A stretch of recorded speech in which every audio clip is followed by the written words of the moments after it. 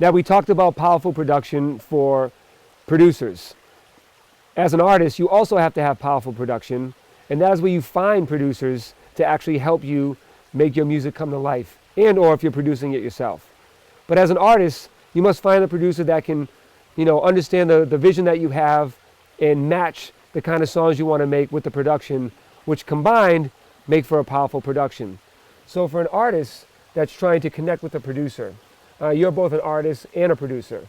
So when artists try to contact you, whether they're big time or they're unknown, what is the best way for an artist to reach out to you to try to get you in the studio or to get you to send them music?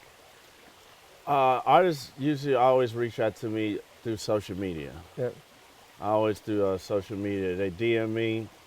I can't see everybody DM, because of the way mine's set up or whatever. So they go on my main feed. Right. And they'll be like, Paul, check your DM. Right. Or this and that. And like OG Spice One just hit me. He was like, Paul, check your DM. And the good part about the way Instagram is set up is you don't even have to follow this person to see what they're trying to tell you. Mm-hmm. So like, it could be a regular kid or whatever. And you can be like, Paul, I got to tell you something. And you can go on there and you can just see, you'll see the message before you even accept to finish talking to them. So, so you recommend that any artist that's trying to connect with a producer, because this is for any producer, right? So that's the way that you handle it. Do you think if I'm a new artist and I'm from Idaho and I think I got hot music and I just need the right producer to link with, so I'm trolling the internet and I'm looking for some producers, is that the best way for me to get in touch with a producer? Would you recommend beat making websites? Beat making websites, like going in, you mean like get a beat? BeatStars, where they have where people go and get beats for like $15. Mm-hmm. Do you recommend? Yeah, for sure, for sure, and start doing songs over those beats. Right. Yeah, you for sure got to do that. You got to put together mixtapes. You got to get some of these beats and put together. I see kids get beats off YouTube. Yep. This and that. So you got to have some songs ready to go. Like you can't be that dude. Like I have kids. I be at the grocery store. People come up to me and they'll be like, hey man, you mind if I flow some stuff for you? And I'll be like, man, I actually don't really have time for that right now, because I really don't. It's just, it's just rapping to me in the grocery store or in the bathroom or some shit like that. Like that ain't the spot that I really want to hear it at. Right. But if you got something that you can give me, because the thumbstick thing goes for artists as well. Yep. They pull some beats from YouTube or whatever.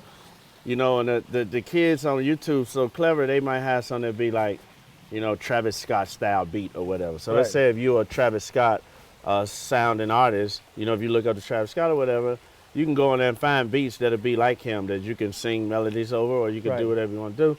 So you pull you a couple of those beats and you record you some stuff, and then just have it ready for when you meet a producer and be like, this is the kind of vibe that I'm going to. Can you make me something like this, Right. this and that? And you'll find somebody out there that can make you something like that. And that's what I listen to. When somebody, artist, and they give me a beat, because that's the main thing they be embarrassed about. They be like, man, Paul, I know you're a producer, so, the beats ain't all that, man. But, I'm like, dude, I get it. I get it. You just grab some shit, but I'm not even listening to the beat. My head ain't going to even listen to the beat. Right. I'm going to listen to your lyrics. I want to pause because that's a tip that, you should take too, is that a lot of times maybe you don't have the right music for your song, but you're just putting the songs that you love that you're making over beats that you can find, that you found on the internet, but they're not quite the right beat to showcase your style. Don't worry about that, because if you're an artist and you're trying to show people you as an artist, especially a producer, you don't have to worry about telling the producer, this ain't the right beat, and the beat's not mixed right, and all that stuff. We're listening, producers are listening to you to see what they can do with you. Now, that being said, it could be an acapella. Right. You could take your the voice memo on your phone and do an acapella and email it to straight from that voice memo on that phone. That voice memo on that phone is my best friend. Now, how important is it for an artist to find a producer to work with exclusively? It's the best, because when you become a team, y'all can work off each other, y'all can build ideas, because a lot of artists out here have production skills and don't even know it. Right. Like one of our most popular songs, Where's the Bud, Lord Infamous, rest in peace, he came up with that bass line. Doom, doom, doom, doom, doom. He pulled out a guitar in my bedroom in my mama's house and started playing that bass line on the guitar. Right. Then I got on the keyboard and I played it and then just built everything else around it.